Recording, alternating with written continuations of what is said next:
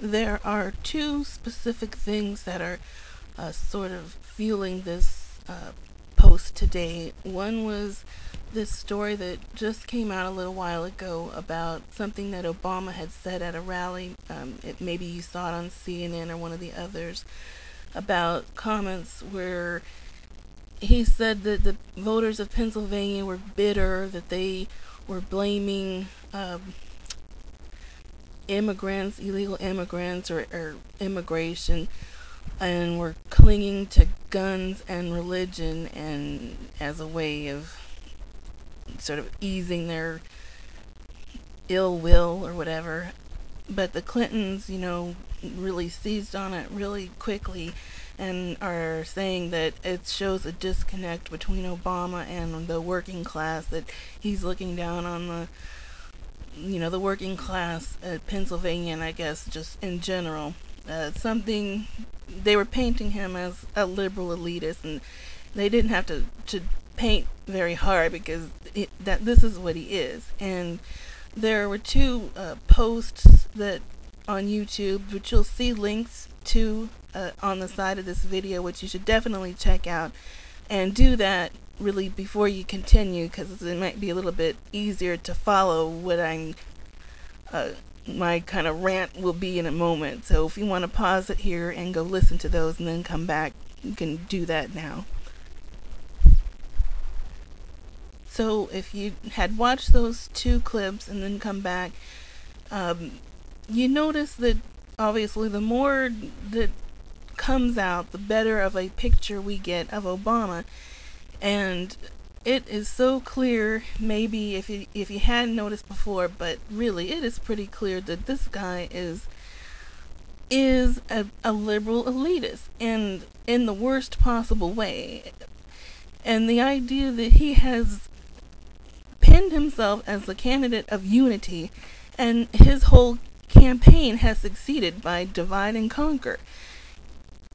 This guy truly, absolutely hates this country. He and his wife do. They are so anti-white. You cannot ignore this when you put all these bits of his life into focus. It goes back, I think, to his mother. I mean, we heard the comment from his mouth about his typical white grandmother. Racist was what he meant, and this is my feeling on it, that his parents, his grandparents, were pretty racist towards blacks. His mother grew up in the 60s, was, I think, really, she admits, a flaming liberal and an activist.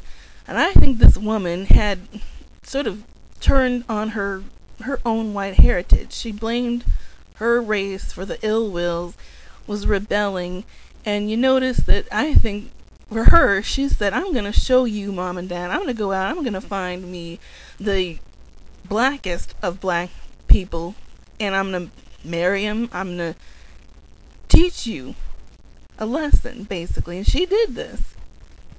In her mind, it was rebelling, but it was the worst kind. It was learning to hate yourself. And, I don't know everything about his mother's life, but I did read her biography. She was very much a liberal activist at that time, and we know she married an African. We know she married an Indonesian. I would suspect that dating white men was not really something that she was in favor of. I think this was a way to, throw a middle finger up to the white establishment. And I think she passed this on to her children. Notice her daughter married a Chinese guy from Canada. But this was, I think, just the way of life that Barack was exposed to. And it continued on, especially in his college years. He grew up in Indonesia and Hawaii, which neither one of them have a whole lot of connection to the average life in America. He was exposed to the Muslim religion overseas. nothing that was really looked at as good about America was in his world, apparently, because he admitted, if you listen to those clips, he admitted that in college that he and his friends would sort of sit around and talk about how everything was wrong. They were complaining about the establishment, but they were benefiting from the establishment of the very things they hated, because he was going to an expensive private school paid for by his white family, not his black side of his family, his white family, the people he was hating. And this is reflected in his book. I mean, he wrote about, his book has a lot of very racist things in it, if you heard those clips. And it was a perfect setup, basically, because it appealed to the black audience who enjoyed hearing him, putting down the white race. Yeah, we get it, from that point of view. And then you have people, and I heard Chris Matthews, who talked about reading this book, and it was like, oh yes, finally, a black person sees it from our perspective. Really, this is white guilt. This is why these ultra-liberal elitists love him. They read this book, and they love that he told them that they were racist, but they can cure it by supporting him. So he has played both sides with this message. This is how he's getting where he's going. This is why he has sought out friends like this terrorist guy who had bombed several, I can't remember the quote, but he had bombed a lot of different places. He said he wished he had bombed more, and this was a friend of Barack Obama's. This is why when he was ready to start his political career, he sought out this church and Reverend White, the most radical church in Chicago, because it gave him what he needed.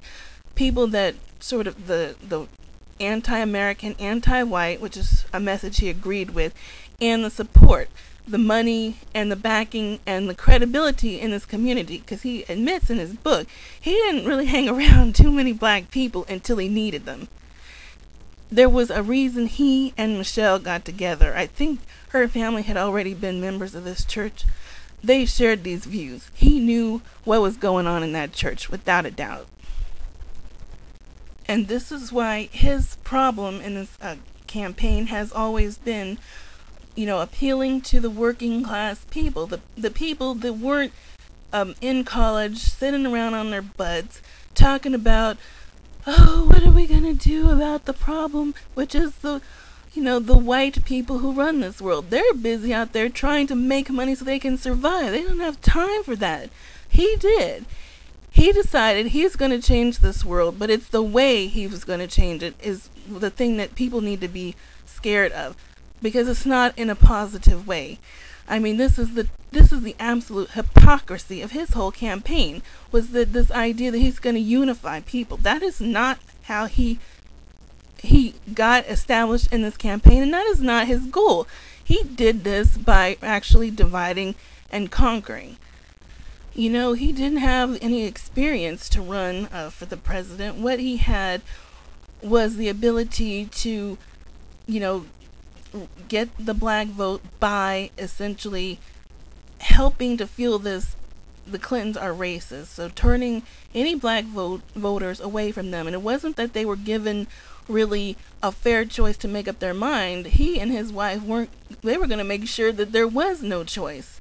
And the liberal media helped him with this, because he knew he had to have them, as many as he could get, because he couldn't count on carrying the working middle class voters, and as you see, he didn't. But he also, what is his other half of his supporters? The ultra liberal elitists. This actually is the thing that's getting him in there, because this white guilt that they talk about is real. It's the reason people like Chris Matthews support this guy. But this really isn't even, you do anything in politics to win. It's what happens if you should get in there that you should really be afraid of, because this is the guy who says he will meet with any dictator anywhere without preconditions, and no matter what their crimes against this country have been, and he says he will protect this country by disarming us. This guy, he he is more incompetent and unqualified than Bush. You know, but of course, this is why we keep losing, because we keep putting in these ultra liberals. We did it with Kerry. Looks like they want to do it again with him, but they will lose. And if he gets past Hillary, then thank God that we will lose, because we cannot have this guy becoming the next president.